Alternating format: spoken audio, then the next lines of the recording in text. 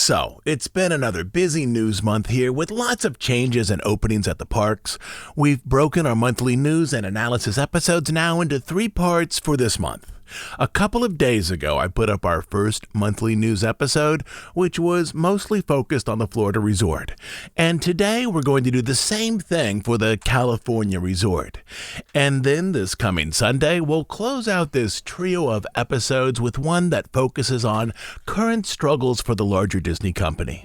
So, I've now been through the Disneyland Resort to take in the various changes and openings, and also to go through the new Halloween tour and to take in the seasonal decorations and shows. In this episode, we'll also talk about some forthcoming changes to the Disneyland Resort as well. In short, we have another really chunky episode for you today. So, if you're ready, if you're already out on your evening walk, or if you're driving to work with that cruise control set, or if you're simply relaxing on the couch with your headphones on, I've got a number of topics keyed up for today's extra midweek episode. So let's cue up that theme music and launch into everything that's new out in California.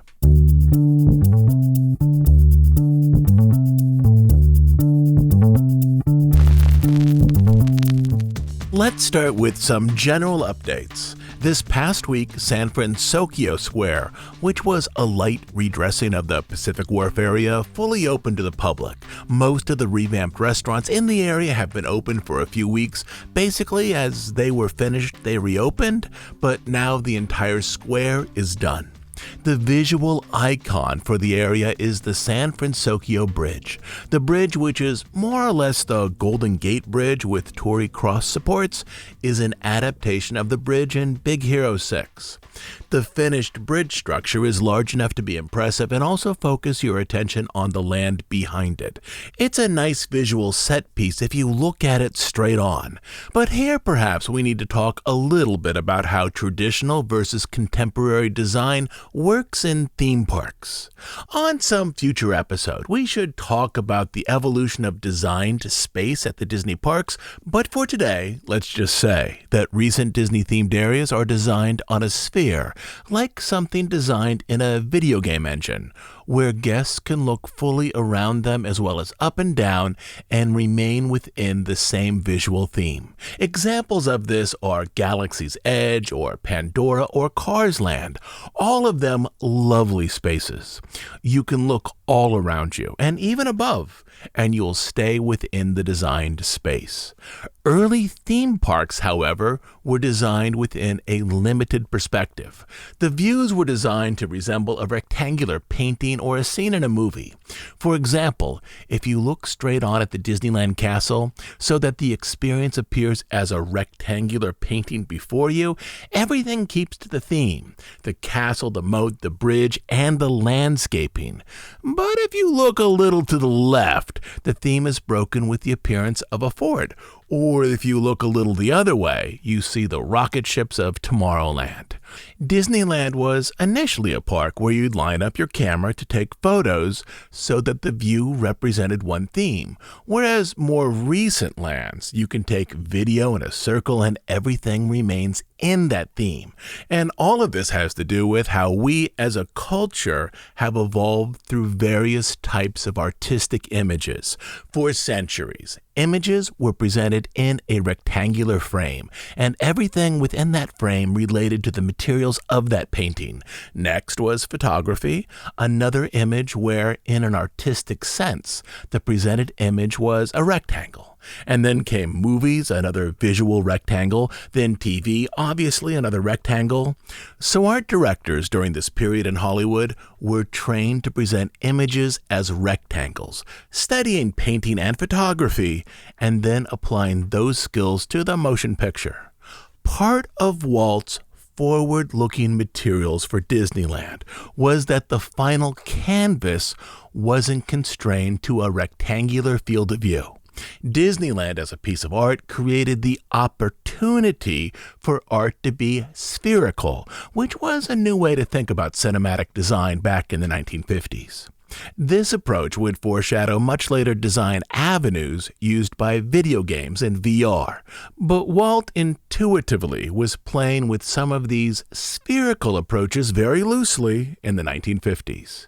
But the advantages of spherical design for an amusement park were mostly lost on the original art directors who had spent their professional lives at movie studios creating lovely rectangles of art up on the screen. In many ways, Disneyland, when it opened, was an experience where guests moved from one rectangular image to the next. For decades, Disney called these areas Kodak picture spots. They were marked with a sign which meant that if you stood in a specific location, you could take a shot so that your finished photos perfectly pulled in a rectangle of design in which all of the elements unified to one theme. When Kodak filed for bankruptcy, these became Nikon picture spots. So if you moved through Disneyland back in 1955, you would find one perfect rectangle after another. The train station, the view down Main Street, the view from directly in front of the castle, the view from Tomorrowland's entrance ending with the Moonliner rocket, the view of the Mark Twain at its dock, and so on. But for most of these rectangles to produce a fully themed image, you needed to point your camera in the exact right direction. In contrast, more recent Disney parks are designed using different tools than the rectangle, or a rectangular piece of paper. Animal Kingdom, for example, was designed using first a 360-degree circle spread out on a long piece of paper, like a circle vision movie that you could wrap around your head.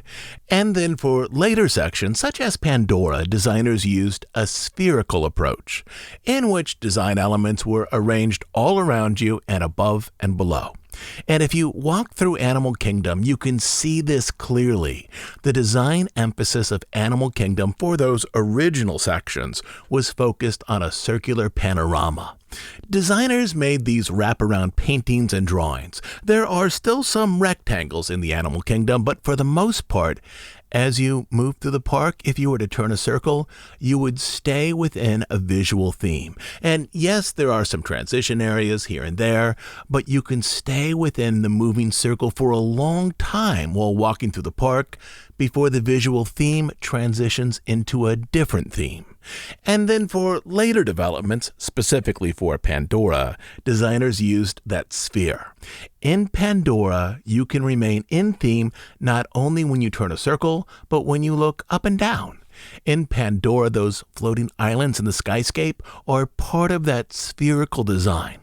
I should point out that there is attention to the hardscape throughout Animal Kingdom, but there's far more attention to the ground in Pandora, that is, if you look down, than in other areas of the park.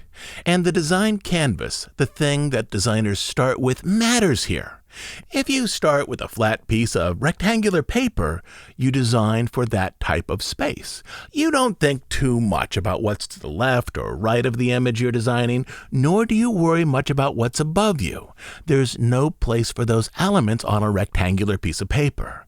But if you're digitally designing on a spherical canvas, you are asked to consider peripheral images as well as images above and below. Anyway, to get back to San Francisco Square, the entrance to the square is a throwback to that old rectangular focus. If you look straight on at the bridge, creating that framed rectangle, all of the visual details align to create a fully themed image. But it's easy to fall out of this theme if you look a little to the left or the right. And it's been a while since I've seen a new element added to a Disney park that was so clearly based on a rectangular approach. One of those old Kodak picture spot signs would fit perfectly about 15 feet in front of the revamped San Francisco Bridge. And this is not a critique of the bridge. I understand that designers were constrained by the existing landscape and also the budget for this project. But it's interesting to see a new feature that clearly has the fingerprints of old design approaches. I should also point out that some of the aspects of the bridge seem to have been quickly finished, likely to meet the opening date. Some parts of that bridge simply aren't flush. So, a few months after opening, I'm guessing here that some aspects of the bridge are going to be touched up or even redone. But overall, the bridge is more impressive than I thought it would be. And once you're inside the square, the design works well. Most signs have been converted to both English and Japanese. Endless rows of paper lanterns have been strung above the walkways and table areas, and some new color schemes pull the whole design together. When DCA first opened a couple of decades back, the areas were all themed to real-world locations in California, or at least the West, from Hollywood to Condor Flats to the Pacific Wharf to Paradise Pier, which resembled the type of beachside amusement area you'd find in Santa Cruz or Santa Monica. The unifying design strategy now, however, is to use California or California-ish locations to highlight Disney IP. Buena Vista Street is now home to early Disney characters such as Mickey and Oswald. Pixar Pier is home to the Pixar characters.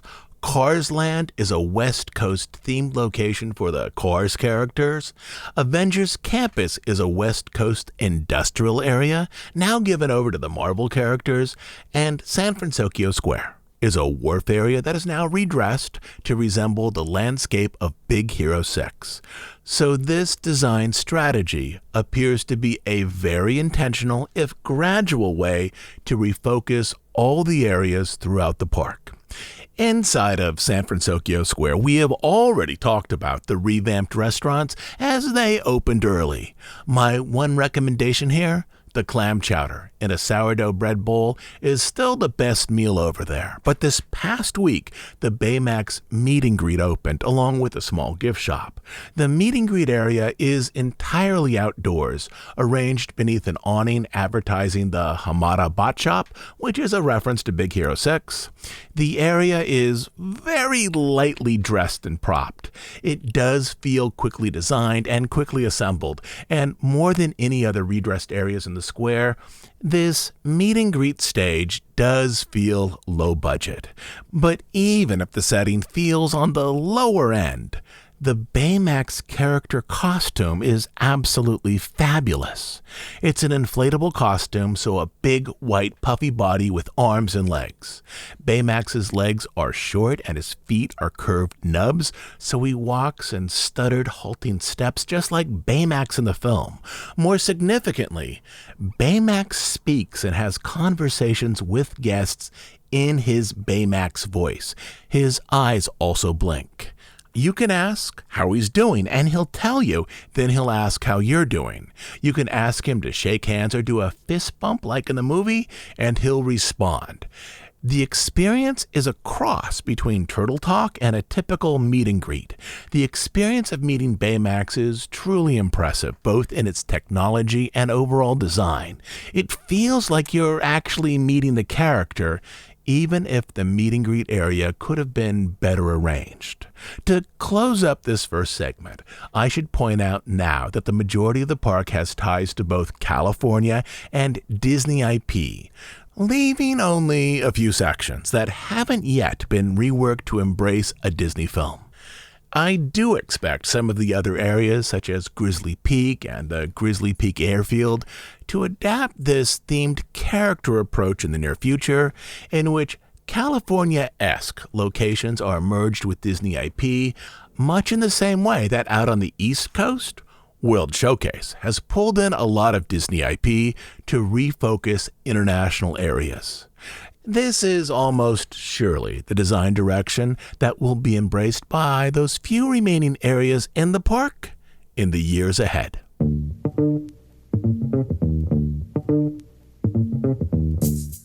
Halloween plays out very differently on the two coasts. Here's one underlying reason. Disney World in Florida is focused on traditional tourism. For that resort to be fully operational, it needs to have thousands and thousands of families fly in each week, book a hotel, buy some park tickets, and eat a bunch of meals. Though some guests are clearly interested in the Halloween elements, those fall decorations simply don't move the visitation needle as much as they do in California. That is, pumpkin figures up and down Main Street aren't going to cause a large number of families to book that extra trip to Florida. But in California, where most visitors live in the southern or central part of the state, a new set of decorations, a few seasonal ride overlays, and new menu offerings will bring people back to the parks, as for many, there's no plane ride to get there, no hotel, just a car trip from San Diego or Los Angeles over to Anaheim. So seasonal elements are far more important in California to increase levels of visitation than they are in Florida. Locals in California will come back by the millions for seasonal attractions, fireworks, and decorations in a way that just doesn't happen in Florida. In some ways, seasonal attractions can even be a detriment in Florida. In California, each year, for over a third of that year, the Haunted Mansion is redone for the holidays, featuring characters from The Nightmare Before Christmas. The hitchhiking ghosts are removed, replaced by Oogie Boogie. The caretaker and his dog are removed, replaced by Jack Skellington and Zero. In fact, seasonal retheming of attractions may even be a problem if they happened at the Florida resort, as such a seasonal retheme would mean that a family on their once every 5-year trip to Disney World or their once-in-a-lifetime trip wouldn't experience the regular Haunted Mansion, the one that they've always read about. So for these reasons, Halloween is a far bigger deal in California than it is in Florida.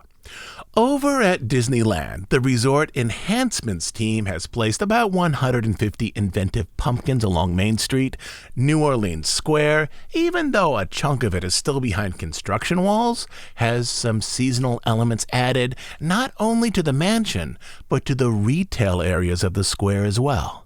And over at DCA, the Buena Vista Street entrance is lined with purple banners and black bats.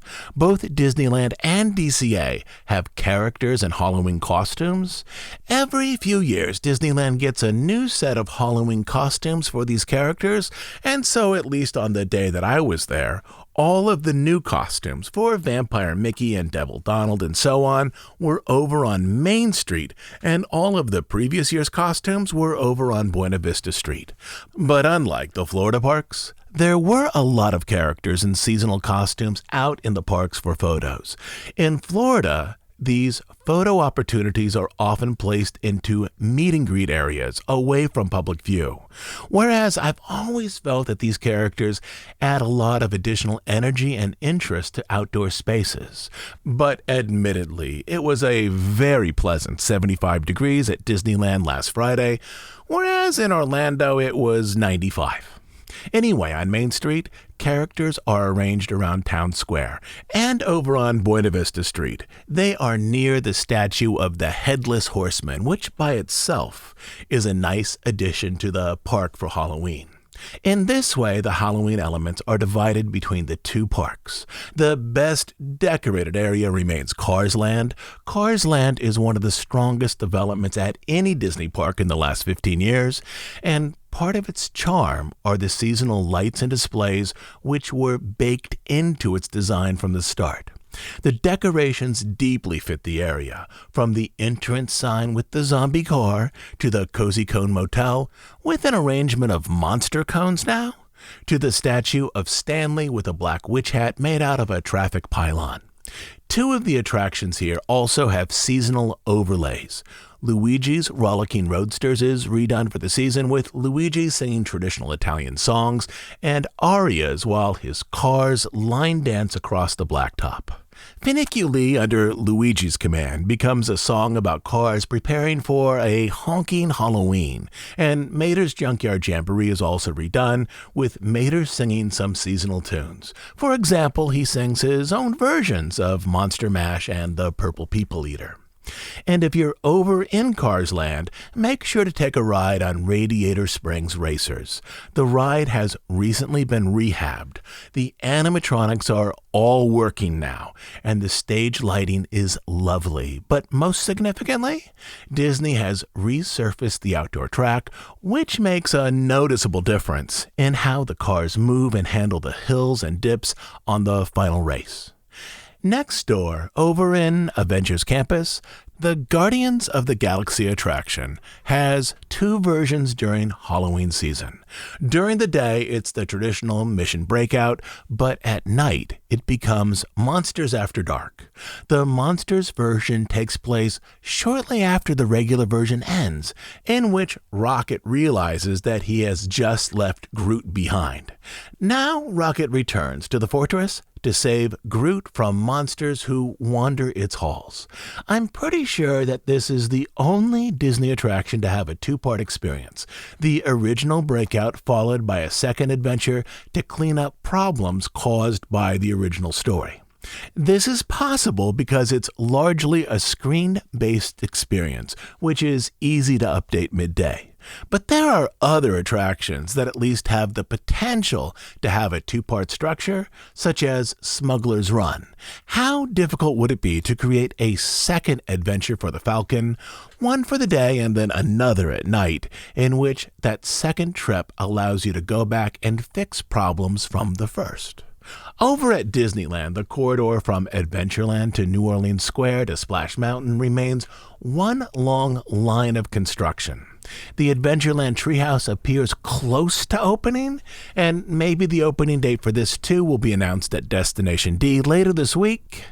Work on Tiana's Palace, that restaurant retheming of the old French market, is still moving forward with an opening date of September 7th. When I was there a few days ago, the mint julep window was open over by the train station, but the restaurant is still not quite finished.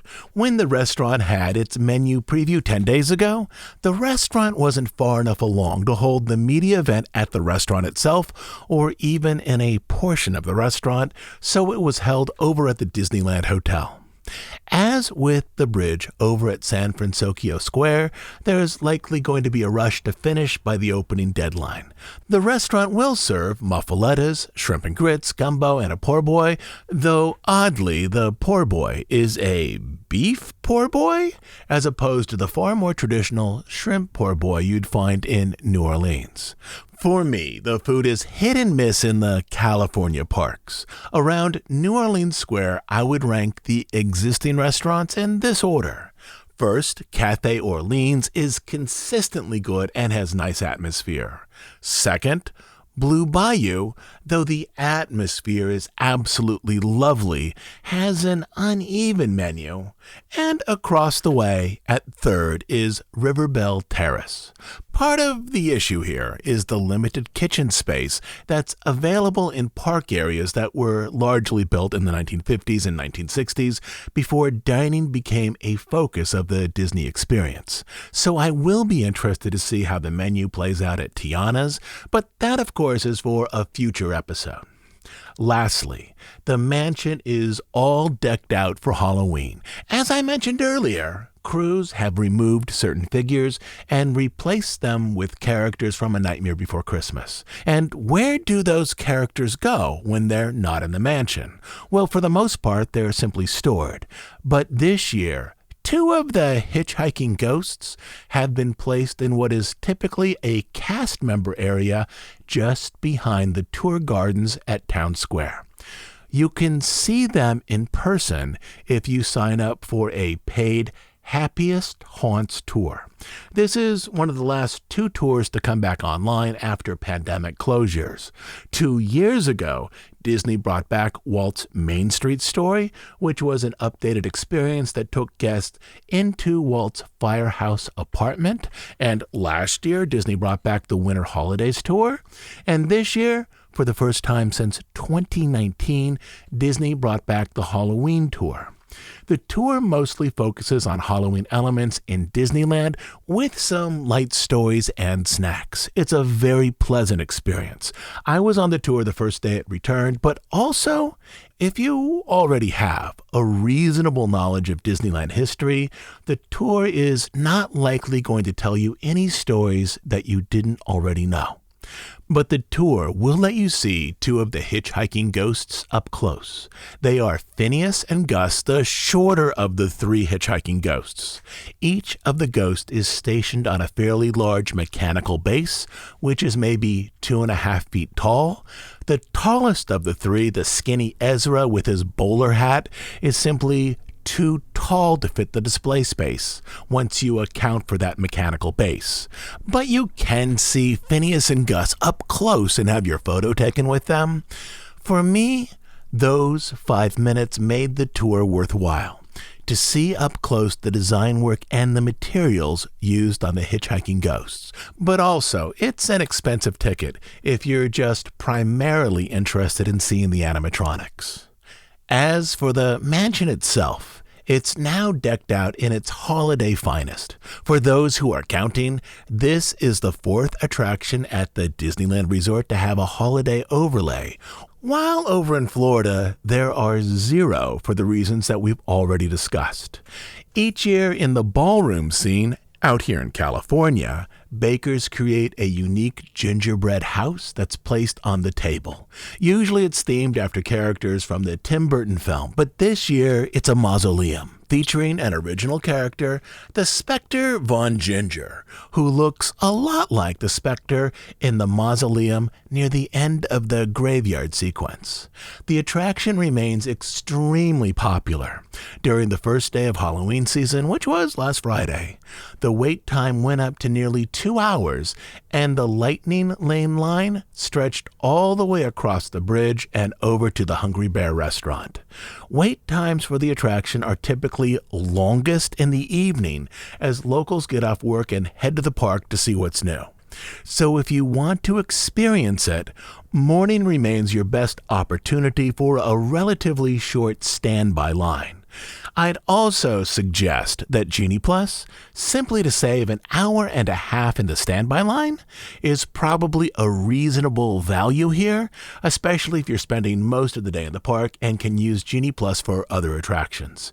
If you wait until evening to experience the mansion on the standby line, you're likely in for a long wait.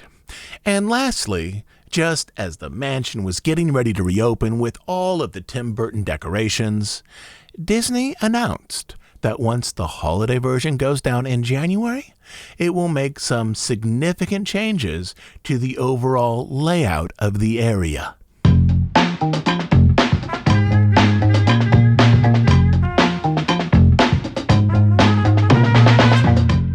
So clearly, plans to revamp parts of the mansion in California have been in the works for a while, and the timing for this announcement is interesting. Back on July 28th, Disney released the Haunted Mansion movie. Months earlier, Disney packaged promotional materials as though they believed that the film would be a success, that this would be the film that would turn around Disney's wavering summer at the box office. Though critics generally appreciated the work of Owen Wilson and Danny DeVito, they also didn't feel the film as a whole worked. It ended up with a 38% on the tomato meter. And only now in September has the film finally crossed the $100 million mark at the box office, and then only if you combine domestic and international receipts. Production costs were reportedly around $150 million. On top of that, there was likely another $100 million or more in promotional costs.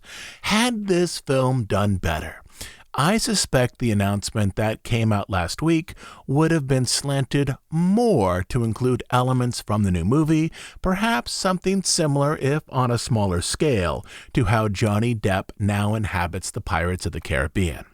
The announcement for the changes to the mansion came out just 5 weeks after the film premiered, but unfortunately this summer's mansion movie will likely fade away from popular memory, meaning that no elements from the film have been slipped into future designs for the mansion, at least not so far. The announcement, at least right now, focuses on the queue, the exit area, and a new elevator for those with disabilities. Much of this is needed, particularly the expanded queue area, as the line for the mansion on busy days spills out into public areas of Magnolia Park. That's the open space in front of the Frontierland train station, with the Lightning Lane also moving down toward Splash Mountain. The expansion of the queue area is designed to keep most of the line better contained at the mansion itself, so as not to disrupt traffic flow elsewhere in New Orleans Square. A little over a decade ago, Disney opened an interactive queue for the Florida Mansion. In terms of its design, that queue space is lovely. There are areas to entertain kids with interactive exhibits, but in terms of that queue's narrative intent, it's overly complicated. I'm guessing that 99% of guests who pass through the Florida queue for the mansion have no idea that this space is intended to be the setting for a murder mystery that guests are supposed to solve. Early in the queue, there's a set of busts focused on the Dredd family, each of which explains how they died. The twin, for example, died from identical bumps on their heads. And if you look around at the other bust, you'll find Cousin Maud, whose plaque holds a hammer, which presumably was the murder instrument used to off the twins. Then Maud's plaque explains that she went up in smoke. So at that point, you're supposed to look around to see which of the busts holds something that might be flammable. It turns out that there's some matches, cleverly hidden in Maud's own hair, which are also used to keep her bun in place. And this generally is what the queue asks guests to do, to solve a line of murders arranged around the family's inheritance. But again, this is where form and function don't really match well. It's an interesting concept, but most people have no idea that the queue exhibits are arranged in this manner, and even if they know this, they don't have time to look around on the busts and plaque to find the solutions, as the line is almost always moving forward. That is, the interactive play is overly complicated for the amount of time and focus that guests have at each point in the queue area. Queues that are successful, in my opinion, have areas of light play, displays that are interesting in their visual design, maybe some photo ops, and exhibit areas that set the mood for the attraction that awaits. The good news here is that the extended queue for the mansion in California has many elements that will make for a successful experience. The queue expansion, which is mostly focused on the left side of the mansion, will take over the old Fast Pass distribution area, the stroller parking area, the existing bare outdoor switchbacks, and also some existing green space. There are 3 pieces of concept art, and a guess here. I think these 3 pieces were made during different points of the development, as they don't fully merge together in a way that is completely cohesive. One piece suggests that the queue behind a new brick wall will likely extend into the current Magnolia Park area and possibly into the berm area as well. The pet cemetery will remain, but other areas will be redone as walk-through gardens with nods to characters in the mansion. There will also be some tall structures arranged to shade guests while they are in line, which is an improvement over the oddly spaced umbrellas that the park presently uses in summer. So the queue area will be larger and beautified, but it will also move the standby line entirely inside of the expanded queue area. From an operations standpoint, this is important. 3 of the most popular rides in the park are in a row: Indy, Pirates, and the Mansion. At times, all of their queues spill out into public walkways. This will bring one of those queues inside a contained area. The expanded queue will accommodate an additional 500 people, perhaps a little bit more. Beyond this, I'm guessing that there's an expectation that Tiana's Bayou Adventure, once that virtual queue period ends, will fetch long lines on busy days, which will bend toward the mansion. Add into this one more element. The walkway in front of the mansion is also the main path that most guests take to Galaxy's Edge, the newest land in the park. Once all of these attractions are open, guest interest is going to be slanted toward this side of the park, likely leaving far smaller crowds over in Tomorrowland, where the last new attraction to open was the Finding Nemo subs back in 2007. So the expanded queue of the mansion is smartly designed to manage future crowd control issues, which will soon descend on this side of the park. Also, I'll just throw this out there. If the attractions with the most problematic queues all became permanent virtual queue lines open to all and lightning lanes open to Genie Plus users, the parks could shave away a lot of the expanded queue areas and open up space for benches, outdoor tables, and additional green areas. Rides that presently have long outdoor queues include the Mansion, Pirates, Rise of the Resistance, Big Thunder, the Matterhorn, and the Subs. I'm guessing that virtual queues here would solve some of the traffic congestion areas, but that's not my call to make, so back to the Mansion. The other area of expansion at the Mansion is a new gift shop next to the exit, basically where that retail cart now stands, and likely shifting into the old expanded queue area once used by Splash Mountain. Though that Agatha Christie-esque queue exhibit out in Florida might be a little overly complicated for people moving through a theme park, the gift shop at the end of the attraction in Florida is absolutely perfect, at least when it opened when everything was working. It's one of the two most inventive shops in the Magic Kingdom. The Florida shop is called Memento Mori, which was once the home supposedly to Madame Leota before she moved into the mansion. The shop has, or at least the shop had back when it first opened, a mirror display where Madame Leota regularly appears, a spirit photography booth which produced lenticulars, and a changing portrait of Leota which pictured her during her human days. The shop was art directed by Alex Carruthers, a Florida-based Imagineer. If the California shop is as inventive as the one in Florida, it will be fabulous. But the artwork that was released only features an exterior of a carriage building where Leota once stayed next to the exit of the mansion. With the gift shop, I did hear that at one time designers considered adding touches such as costume and prop displays from that recent Mansion movie, but as that movie underperformed at the box office, those plans won't be moving forward. But this has made me curious if there were once other plans to integrate elements from the recent film into the California version of the Haunted Mansion. This is probably also why the current announcement is so sparse on details, that some of the early movie-related concepts are being changed presently into something new. This gift shop and carriage house will also push the New Orleans theming towards Splash Mountain, so again, a guess. I think the days of Critter Country are now numbered.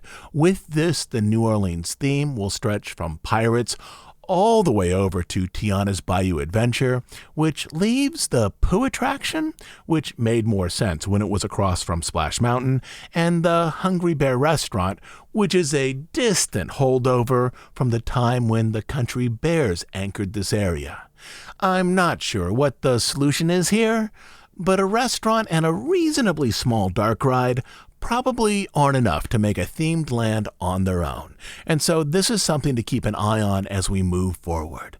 Oh, one last thing about the mansion. At the end of the press release, Disney says, "We look forward to sharing more about the final arrangements early next year."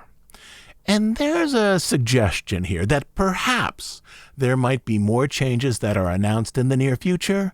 Again, the delayed announcement of additional details might have more to do with removing references to the movie and swapping them out with other design plans. Construction on these areas is set to begin in January, when the mansion closes to remove the Tim Burton overlay. But there's also a note in that sentence of the press release that leaves open the possibility that there might be slight improvements in the mansion itself, not just in the queue and shop areas, that are not yet revealed. I do think that, at least in theory, it would be possible to operate the mansion while this expanded queue area is under construction with some imaginatively placed standby lines. But the new exit elevator to assist guests with disabilities, as it looks to be placed fairly close to the portrait hall, may need to be constructed and installed while the attraction is down. If so, there is then the possibility of some small surprises being added to the mansion itself as we move forward.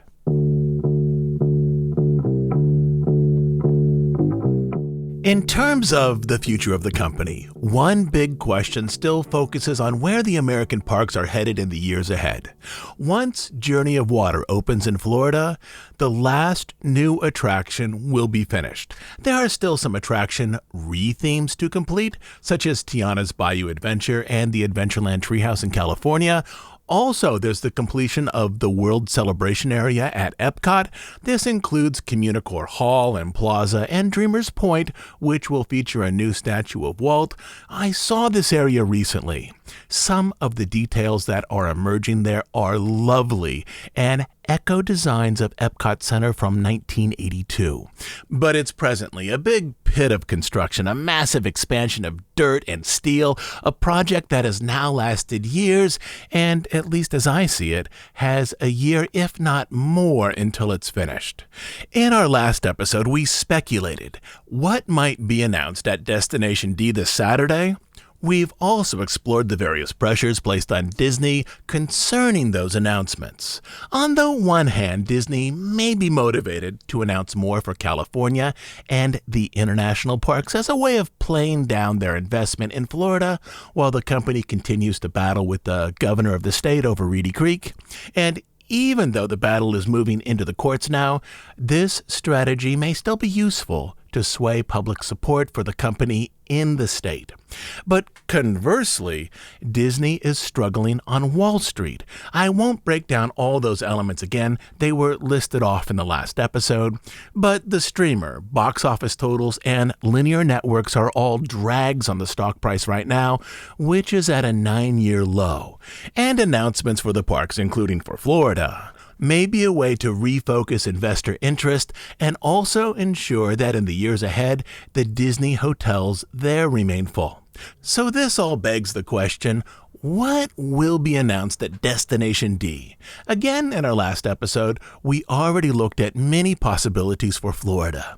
I do think that the need to fill the Florida resort will outweigh the need to take a defensive posture concerning the Reedy Creek battle, as has been pointed out many times here. It's now too late to announce any new attractions to compete with Epic Universe in Florida when it opens in less than 2 years, in the summer of 2025. At this point, any announcements that Disney might use to compete with Epic Universe will fall on entertainment, which has the possibility of producing something impressive within a 2-year window. At the top of my list for realistic possibilities for Florida would be a nighttime parade for the Magic Kingdom. Also, Animal Kingdom needs some entertainment to keep people in that park past dusk. Presently, most animals leave their exhibit areas in the late afternoon, and there's not enough to keep the park open late. Tiffin's, one of the best restaurants at Disney World, has oddly become mostly a lunch restaurant now. And beyond this, there might also be some attraction announcements for Florida, all of which would open after Epic Universe. With Disney's recent construction timelines, a new attraction takes about 4 to 5 years from the announcement date to the general opening. I think what's obvious at this point is that, for the first time, Disney is going to have to compete with Universal in Florida on price once Epic Universe opens. Epic Universe gives Universal 3 legitimate theme parks and a water park, as well as a shopping and dining district. Not only will Epic Universe be filled with new attractions in 2025, but Universal's other parks will also have new attractions and attraction areas. One key to Disney World's overall success has been the complete integration of hotels, dining, parks, and other entertainment. And this is what Universal is trying to accomplish now. Though Universal has mostly been focused on the teen and young adult market for years, some of these new additions at the current parks and areas in Epic Universe are now targeted at families with younger children. Without new attractions, Disney is almost surely going to have to focus on pricing details at both the hotels and the parks, likely with some sort of multi-day ticket discounts. And beyond competitive pricing, there will probably also be some advertising campaigns that focus on the generational appeal of the Magic Kingdom. Something along the lines of, your parents took you to the Magic Kingdom when you were a kid. Now, bring your own kids to a place you remember from your youth to extend the magic from one generation to the next. In terms of announcements that might speak to Disneyland this Saturday, I think this is a little more tricky to think through.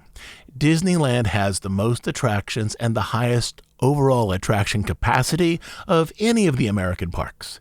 It also has the least space for expansion. Large expansions, as we've already seen, likely mean moving part of Disneyland across the street to parking space near the hotels. This is the Disneyland Forward plan, but I doubt anything like this will be announced at Destination D. Disneyland Forward, at least at this point with various community meetings, is mostly about building community support to change zoning ordinances that would then allow Disney to expand in new ways. But still, I think there needs to be some announcement for Disneyland, especially after the minimally prepared and disappointing announcements at the Expo last year. Somewhere in the Imagineering hopper is that Avatar experience. Disney has a lot of investment presently in Avatar, with multiple sequels in the works. Avatar 2 was also a highlight for Disney's theatrical releases in what was otherwise a lackluster year. There's also that King Thanos attraction, but I'm not holding my breath here. Disney announced that they would develop the exit area for that ride into a gift shop, which means, at least to me, that plans here are on hold or perhaps being entirely reconsidered as to what the new e-ticket will be for Avengers Campus. So the Disneyland announcements at Destination D, assuming there are some, remain a wild card. I love Disneyland, but I also recognize that many of the attractions at Disneyland are based on hand-drawn classics such as Snow White, Pinocchio, Toad, Peter Pan, Alice, and so on. And I can see that Disney would be interested in placing more recent IP into this park, films with which younger guests might be more familiar. I can also see an impulse here to better unify the new identity of DCA with more California areas that are also themed to Disney IP. One more thing on this topic. Now that Rogers the Musical is closed, I would expect an announcement about the next show that's going into the Hyperion Theater. Rogers was a lovely surprise. But I'd suspect the next show to have fuller sets, more elaborate costumes, and likely a longer script. But as I mentioned last time, Disney has a history of adjusting these announcements right up until the day of the presentation. I suspect that they are working through some of these areas right now. Disney has a large CapEx budget for the parks, which will allow for new improvements.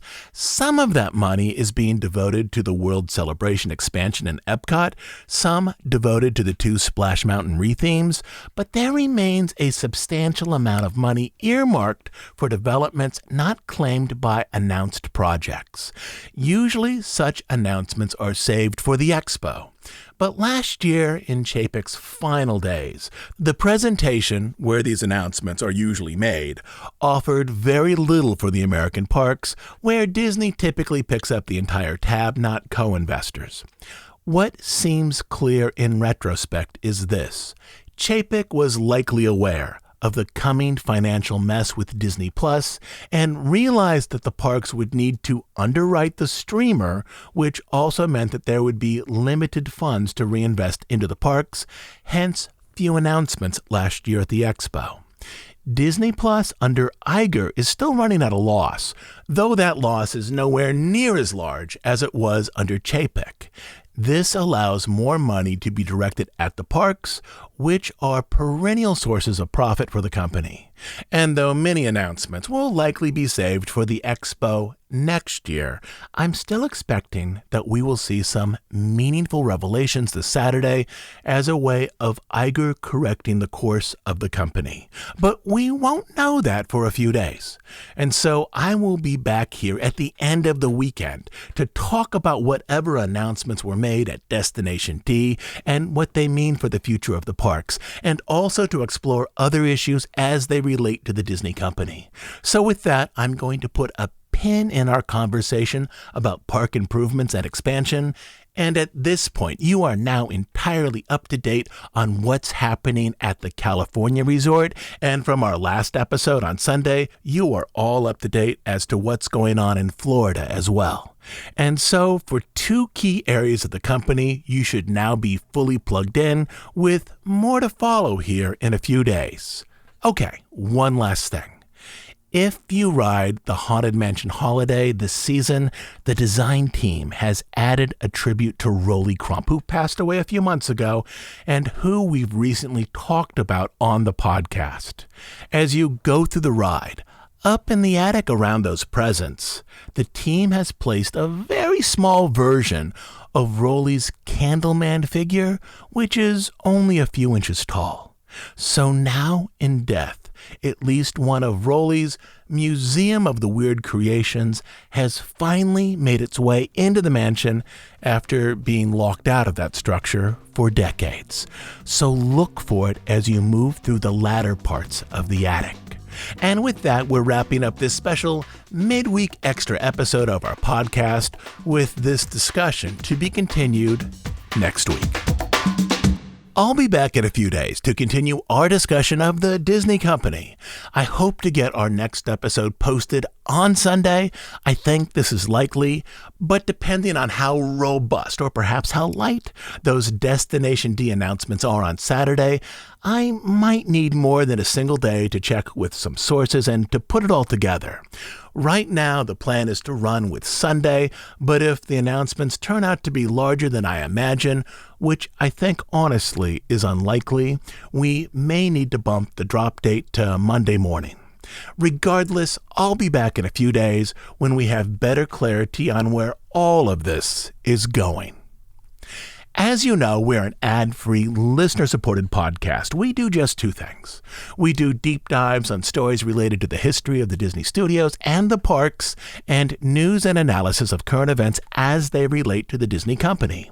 We are funded entirely by listener contributions. On Bandcamp, you'll find over 200 episodes not available on iTunes, but the best reason to join Bandcamp is to support the work we do here and to make sure that this podcast continues to exist. You can become a monthly subscriber at dhipodcast.bandcamp.com. I'll also leave a link down in the show notes. So, until later this week, this is Todd James Pierce.